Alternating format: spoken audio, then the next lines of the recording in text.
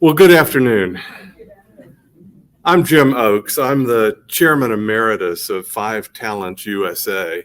And I want to talk to you a little bit today about what we've been doing, how we got where we are, and how we survived the pandemic, and then see where we go from here. How many of you have heard of Five Talents? I want to start with that. Several of you. Okay.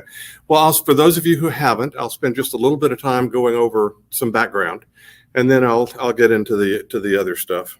First, just a little bit about me.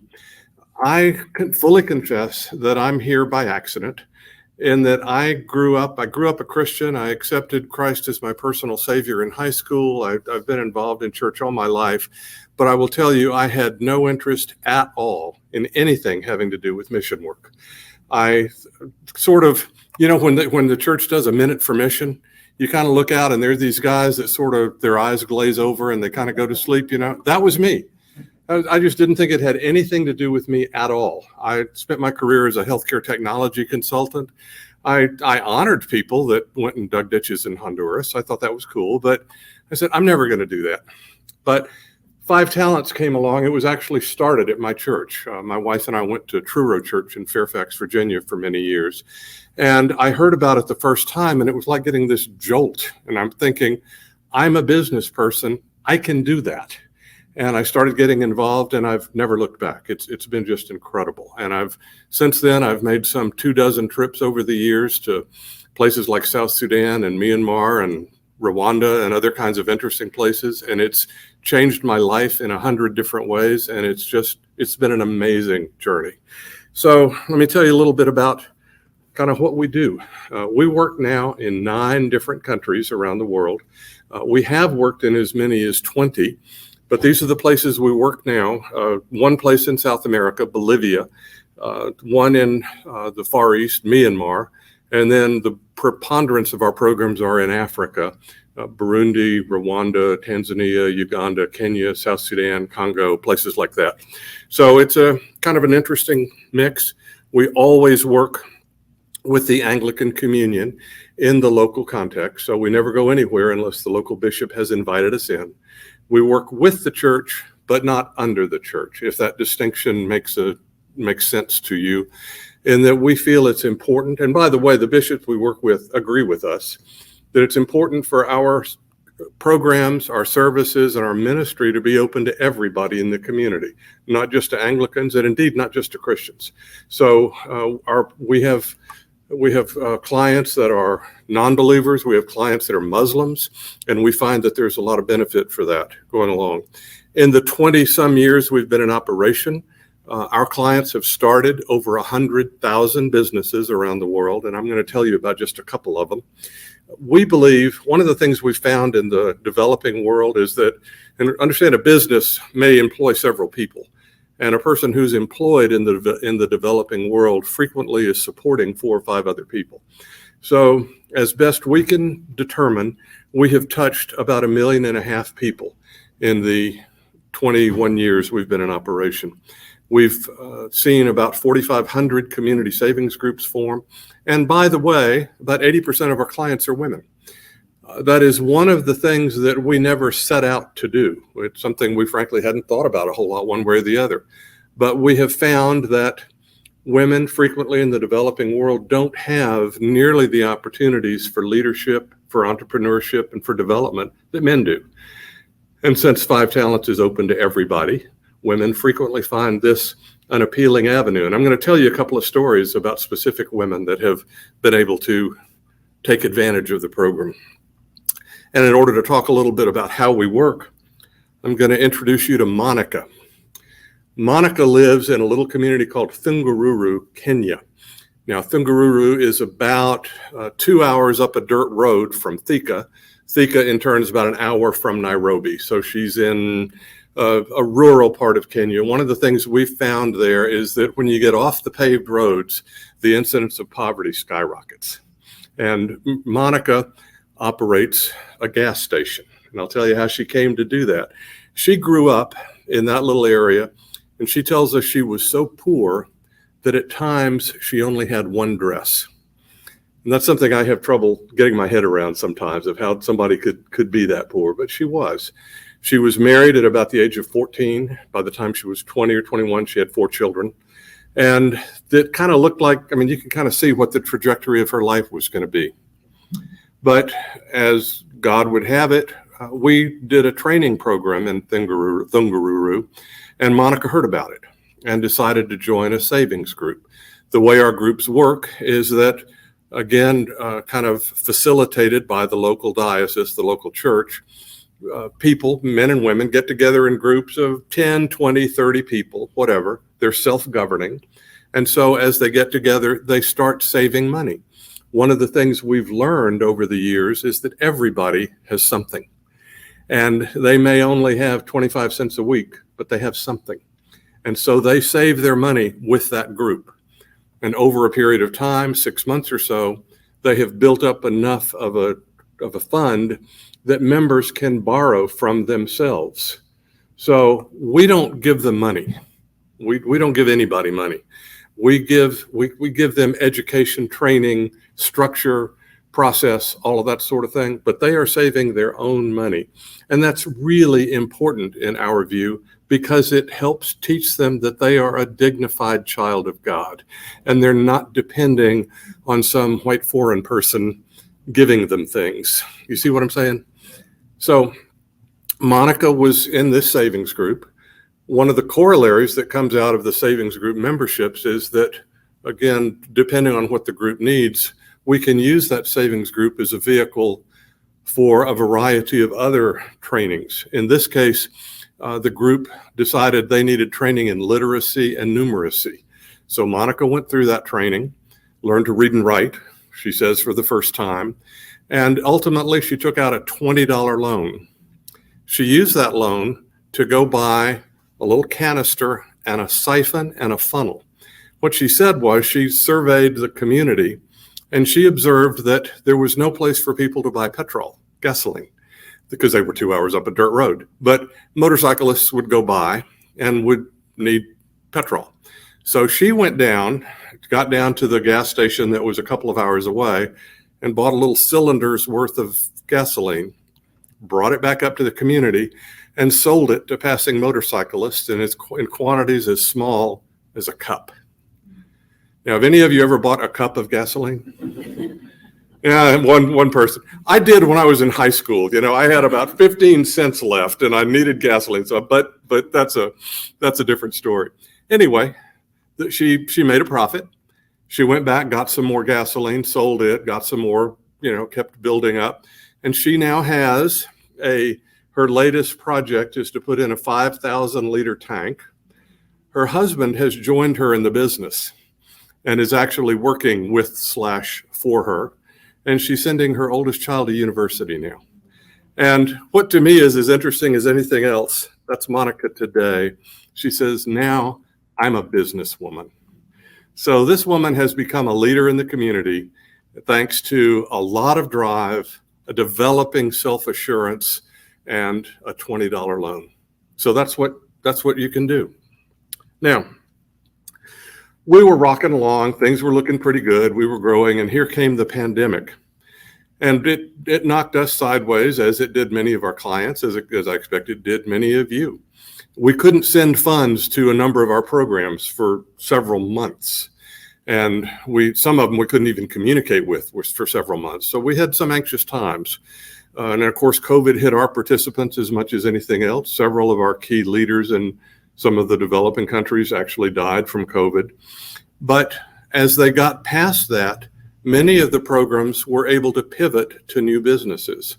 And I'll give you 2 quick examples. We have a program in Myanmar, Burma, and the participants there quickly, in one of the bigger savings groups, pivoted to making hand sanitizer. So they figured somebody needed to make it, so they jumped into that void and were able to prosper and move along doing that. Excuse me. We found a woman in Bolivia in our program there.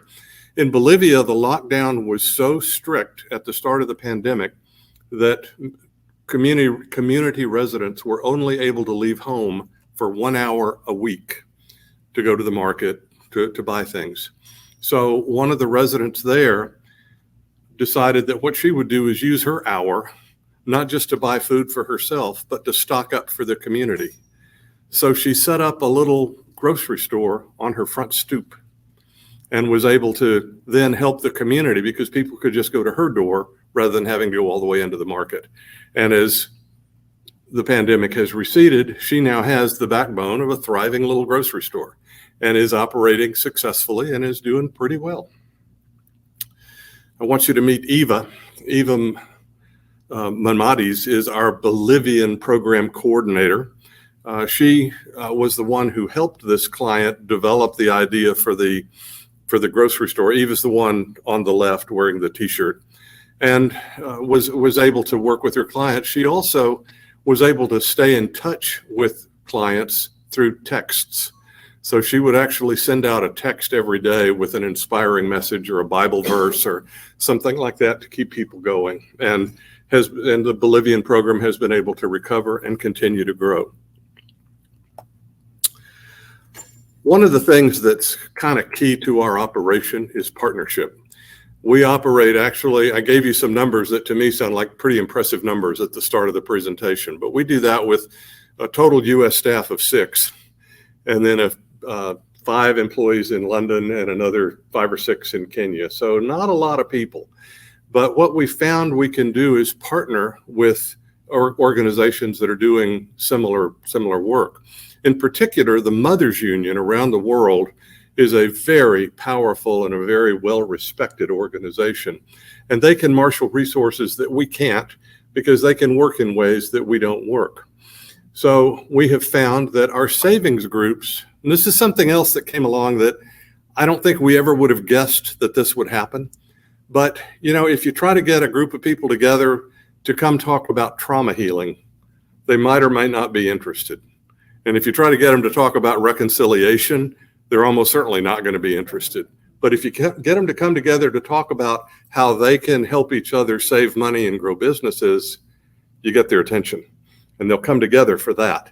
And once you have them together, they start meeting each other, they start getting to know one another, they get into each other's lives, the barriers come down, and you can start then doing other things. So particularly in the South Sudan, we have found that most of our programs have incorporated literacy and numeracy.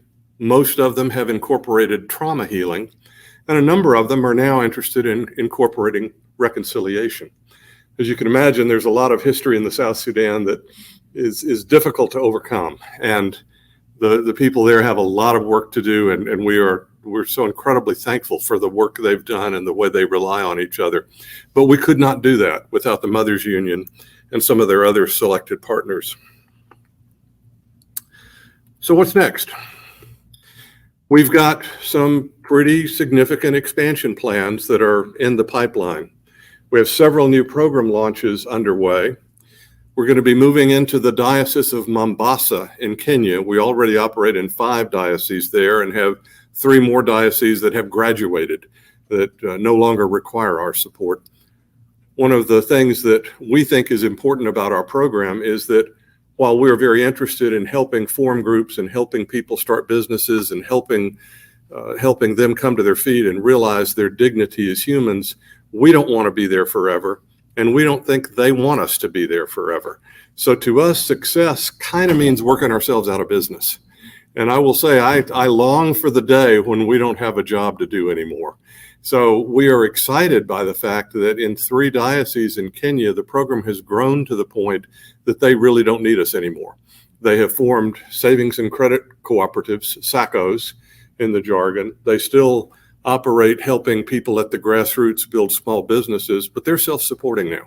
And so we have moved on. Mombasa is, if I don't know how many of you know Kenya, it's actually on the coastline. It's a beautiful, beautiful place, but it's the poorest diocese in Kenya. I was surprised to learn that. So we are starting a program there.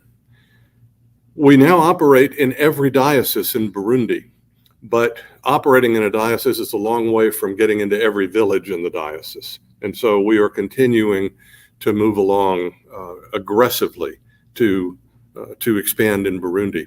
We have significant expansion planned and underway in South Sudan. where the logistics can be incredibly daunting. We work in the Diocese of Rink, which is up in the, if you picture South Sudan, it's the far northeast part of Rink. And there's actually not a road from Juba, the capital, to Rink. You have to go through Sudan, which isn't always the easiest thing to do. So we have a program operating there. The Bishop of Rink has asked us to weld in a program or incorporate in a program of trauma healing in that area. So we're working there. And we've got significant expansion planned in Tanzania.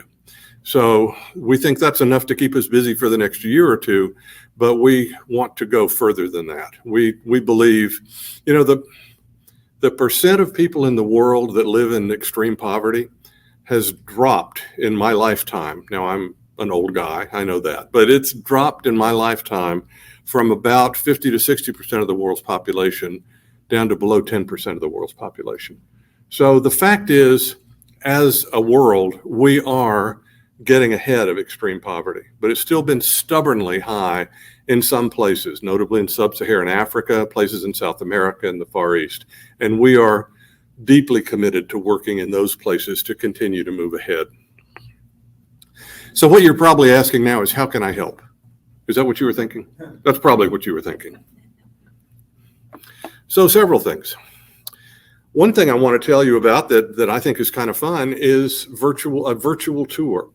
And we'd invite you to attend one or to host one. We love having visitors tune into our programs by traveling to Kenya or Tanzania or someplace, but we recognize not everybody can do that. And we particularly recognized during the pandemic that that was a very hard thing to do.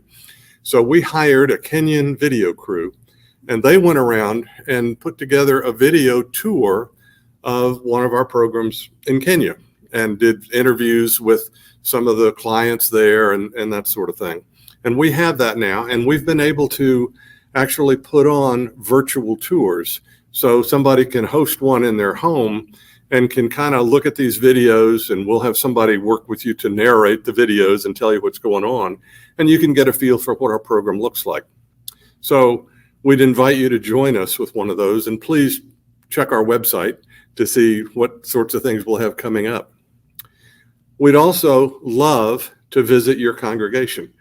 We find that a good bit of our, although not a high percent of our support comes from churches per se, a great deal of our support comes from individuals who have heard of us through their church.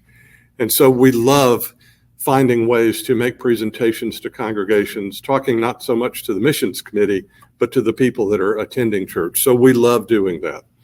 We love seeing and building partnerships with our programs. We actually have been delighted to see a church that we work with in the Dallas area that has formed a partnership with a diocese in Kenya that we work with. And that congregation has made a 10-year commitment to that diocese to work with Five Talents and with others to kind of bring that diocese along. We need individual volunteers, and so we'd love for you to think about that. We need prayer, and of course, we welcome financial support. So those would be some of the ways we'd love to have you work with us and learn more about us, and we invite that. Now, before I open it up to questions, I want to tell you about one other person. And this is a lady, I'm guessing not many of you have been to Liat Nam, South Sudan. But it's easy to get to. You fly to Juba, which is the capital, and then you'll take a UN charter to Wau, and then you take another, which is the regional capital, and then you take another charter up to Liat Nam. And it's right by the River Jur. So does that settle it for you? You know where that is? Okay. So at the River Jur is a little town called Liat Nam. And we met a lady there named Natalana Ahok. Now, Natalana grew up very poor, grew up illiterate. She was the fourth wife of a Dinka headsman. So think about that for just a minute. So unfortunately, multiple marriages are still not unheard of in that part of the world. As the fourth wife, she wasn't getting much support from the other three wives. So she was kind of on her own. She had 4 children, just boom, boom, boom, almost immediately. But she heard about our program starting in Liat Nam. And similar to Monica in Kenya, she decided that she wanted more. She wanted more for her children. And so she joined the savings group. She learned how to read and write. And as she was coming out of her shell, she discovered that she actually had some skills that she didn't know she had because she'd never been able to interact with people before. She found that she actually had some leadership skills. And she found that as she talked, people listened to her. And before she knew it, she was elected chair of her little community savings group. So from that platform, she looked around for a business and she discovered that there was no place in the local market for people to buy a cold drink. So she started selling bottled water and cold drinks in the market. That was successful.